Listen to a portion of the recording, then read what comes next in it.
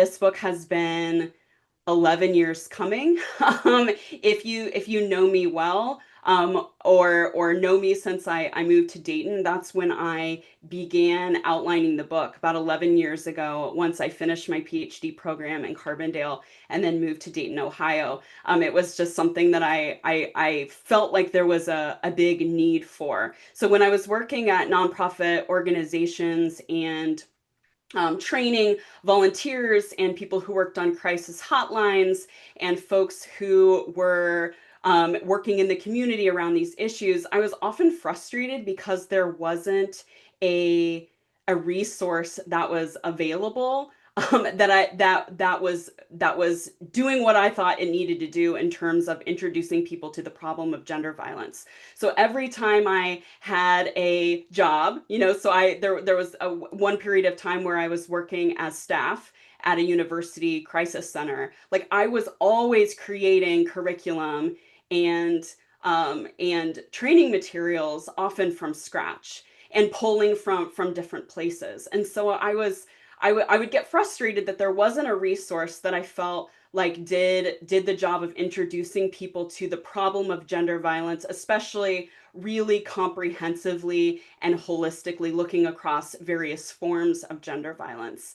And so there are some resources out there, and they're really great resources. But another problem that I saw was that often the resources are super duper academic, and lots of academic language and lots of really important research, right? But often not really accessible to most people, or that the resources available kind of swung the other direction, had really great information, but wasn't always backed up by the evidence-based information and researchers that a lot of practitioners need in order to justify their work, especially in grant programs and things like that. And so I I wanted to kind of marry the two, bring the research together, the evidence-based research together, with like a practitioner focus.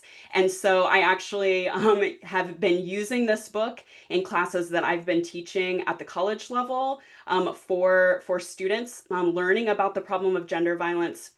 And I'm very much hoping that this will be a very useful tool for practitioners. So a little bit about the book. I could, of course, talk about the book all night. I spent a lot of time writing it, and I'm really excited about it. But just a little bit, if you are new to learning about the book project. So the first half of the book is really the what of gender violence.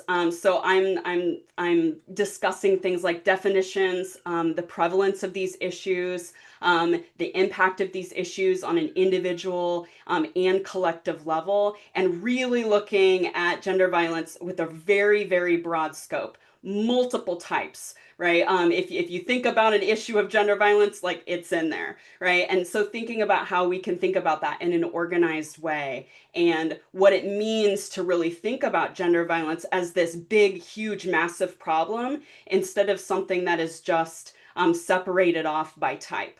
Right. And so one thing I learned from working in the nonprofit world for so long is that we're often very siloed or separate in our strategies to respond to and address gender violence, especially if you work in the partner violence area or the sexual violence area. And now we have, I think, more folks working in other areas. But part of that is because of historical reasons, with how activism formed in the 70s and how those efforts are funded, right? But a lot of the efforts that we are involved in are often separate. And so one thing I'm doing with this book is really trying to think about this problem as one big combined problem together.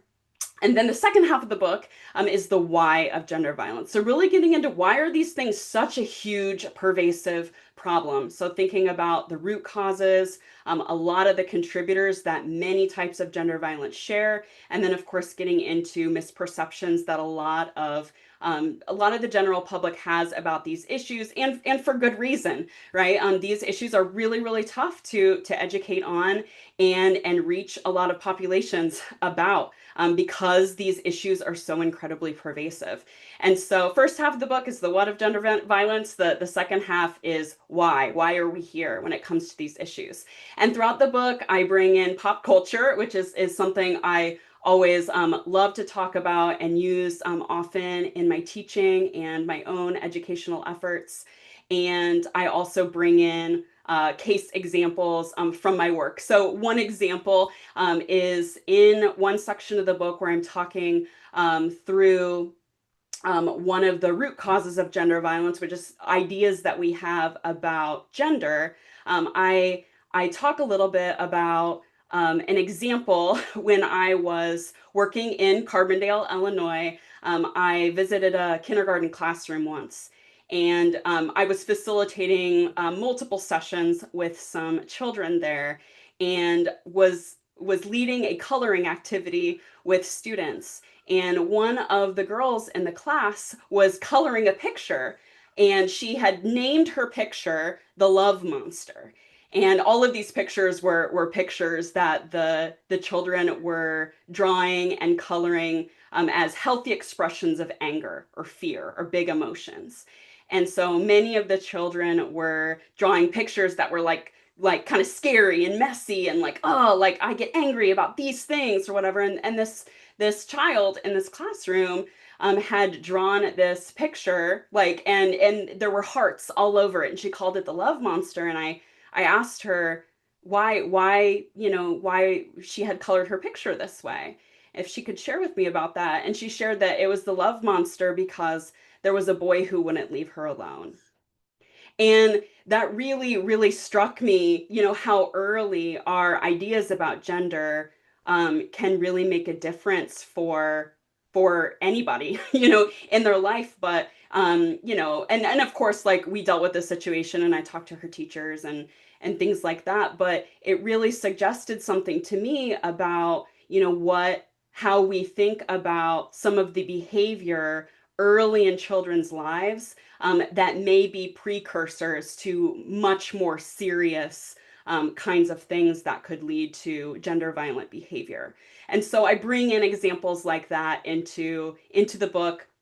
And there are a lot of other exciting things about the book. I'll note them very, very quickly. And of course, if you have more questions, you can ask them at the end of our session today. So things that I'm most excited about with the book is that, as I mentioned, there are academic books that approach this problem and some more practitioner focused ones. I feel like I'm really bringing these things together. And there's tons of research in the book that are like all of it is footnoted. So if you work in the practitioner space or know people who do, like I'm really intending this to be a resource and a tool so that if you need information on a particular population and prevalence of gender violence and impact, and you need numbers on how much gender violence costs, from a national or international perspective, I have research that is current and that has been pulled together and synthesized so that that can be easily used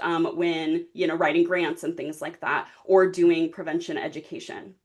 So it's all backed up with evidence-based research. Another thing that I do in the book that I think is incredibly important is include violence that is committed against LGBTIQA plus individuals, so folks who are identifying across the lesbian, gay, bisexual, queer, asexual, intersex spectrum as a form of gender violence. And so traditionally or historically, I think we've thought about violence against these folks as being very separate. But one thing that I'm doing in this book is really thinking about what all forms of gender violence share in terms of their root causes and contributors. And when folks are experiencing violence because of those identities, like because people are targeting them potentially because of those identities, those power dynamics and the causes and contributors are very, very similar to other forms of gender violence you might think about, like sexual assault or partner violence, stalking, trafficking, those kinds of things. And so I talk about hate crimes and other forms of discrimination against these folks. In addition, one thing that I really tried to do very heavily in the book was to foreground violence that is occurring against other marginalized populations, like people of color, indigenous folks, people with disabilities. So like, and thinking about these issues across those kinds of differences. Because actually what the research shows is that when we look at prevalence of these issues, so how often these like types of gender violence are happening against like various populations, the populations that are affected the most, of course, we know that women are disproportionately impacted, but also bisexual folks are impacted a whole lot more. People of color are impacted a whole lot more. Um, and we can look at a lot of those differences, which are very, very important for us moving forward doing this work. And I think we need to be really thinking about that front and center, like, these issues are impacting what groups of people the most, and we need to be focusing more of our efforts um, on serving those populations. And so a lot of times in other books or resources, there's like a chapter that's like a separate chapter that's like, and now let's talk about like how all these issues impact these populations over here. And instead, I've just integrated that throughout the entire book. I think it's incredibly important for us to be reminded over and over and over who might not be getting served in ways that they could be getting served by the services that we have available, and where we can be focusing a lot of our prevention efforts. Lastly, one of the things that I'm really proud of in the book is that there is discussion of some of the complexities of gender violence. So although this is serving as an introductory sort of book or resource for people to get acquainted with these issues, at the same time, I try not to leave things at the introductory level. And so I address a lot of the misperceptions that people have about these issues. And I'm hoping also that the book will be a resource so that people who are working in the gender violence prevention and service sphere can use this as a tool for how to engage some of these complexities in a stronger way. So I'm talking about misperceptions when it comes to who is committing gender violence or who is experiencing it. And I get into things around victim blame. How do we make sense of inconsistencies in people's stories of experiencing gender violence, things like that. And of course, false accusations, which is a really big can of worms that I think a lot of people, even in the field, tend to like be a little nervous about talking about. And so I really try to address some of those complexities in the book as well. And finally, I worked with my publisher to keep this book really affordable, at least compared to other books and textbooks on the topic. So the starting price for it is $35, but if you go to my website, you can get it much more affordable if you're buying it online. So I really wanted to keep it at least somewhat affordable for folks working in the sphere. So